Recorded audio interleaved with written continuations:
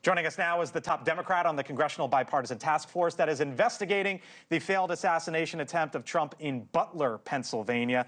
That group has been ongoing for about a couple months now, and the top Democrat on that committee is Congressman Jason Crow, Democrat of Colorado. Congressman, thanks for being back with us here on the Hill. Yeah, it's always good to be with you. Thanks for having me. I wonder, Congressman, if you are in the same camp as Chris and as Mick Mulvaney and as the U.S. Secret Service Director, the interim Ronald Rowe, in that this was a success. He used the words effective and worked.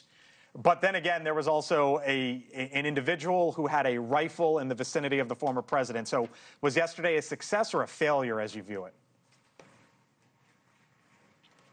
Well, it's too early for me to classify this because we're still conducting our investigation, looking into this, and it's actually unclear whether or not our task force is going to be given the mandate to look at this incident as well as the Butler, Pennsylvania incident. We might be, but Speaker Johnson and Hakeem Jeffries need to make that decision and then expand our mandate to look at it. But what I can say is there are two different frames of looking at this, as your panel rightfully pointed out. There are two very different frames of looking at this. One is whether or not there are processes or protocols and procedures that failed, and the second is whether or not it's just a resourcing problem. They're under-resourced. Do you want them to expand this, Congressman?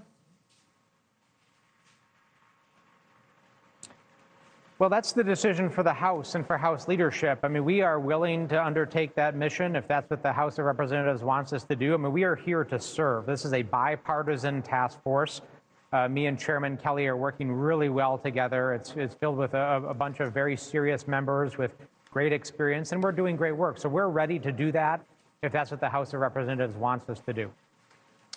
The President of the United States, as you know, has more protection, Secret Service protection, than anyone else. And we all understand why that is the case. But Congressman, this is not a normal point in time. I think we all can agree. Obviously, there's precedents in history here, unfortunately, but right now, we haven't seen anything like this in decades. Do you believe, Congressman, that Donald Trump has the same protection as President Biden? And does Donald Trump have, in your view, what he needs from a Secret Service perspective to stay safe? After July 13th, President Biden ordered for the Secret Service to provide the same level of personal security and detail to former President Trump and to Vice President Harris. Now, that's different than the sitting president, right? The sitting president ultimately has certain technology, certain vehicles, certain things that accompany the sitting president that a non-sitting president has just because of national security reasons. That's different from just the security detail. So that security has been escalated. But listen, we're in an environment right now that's pretty unprecedented. It's unprecedented both because you have a sitting president who's not a candidate, you have a vice president who is a candidate, you have a former president who is a candidate, and then you have two vice presidents, you have a bunch of former presidents, and then you have all their family.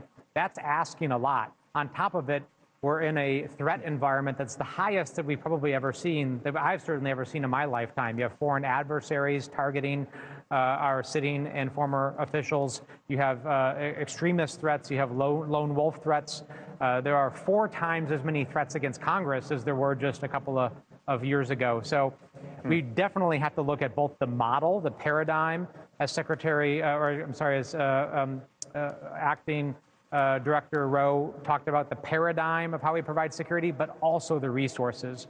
Because, listen, you just can't ask that number of agents, the same number of agents, doing things the same way as we've been doing for 15 or 20 years to change radically without additional resources.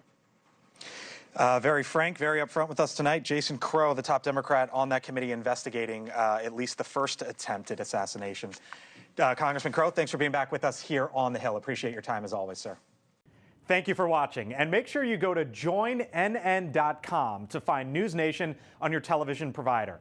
And don't forget to click the red subscribe button below to get more of NewsNation's fact-driven, unbiased coverage.